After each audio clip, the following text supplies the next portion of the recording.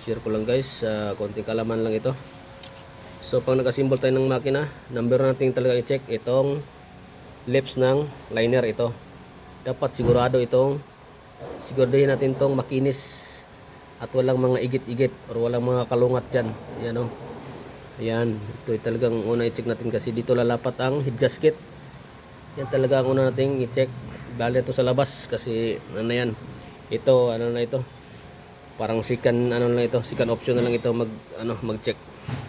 So ito talagang una nating i-check ito. Ite, yan. Yan. I-check muna natin yung lapat ng gasket. Kung may problema ba siya.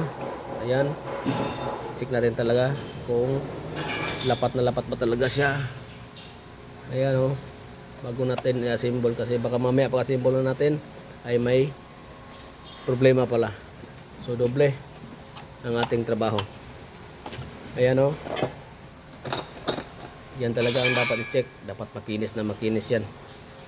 At huwag tayo maglalagay ng sealant kasi ito mayroon na itong adhesive. Kita yung itim na yan. Yan ang adhesive. Yan kusang didikit sa surface pag uminit na ang makina. So huwag magdidikit ng sealant para hindi ma-urat bebe. Kasi ang sealant pag uminit magkikrispy yan. Aasahin niya yung itong gasket. Hindi na yan magdikit. Ang dahilan ng overheating. Tatagos sa compression yan. Urat bebe. Oh yeah.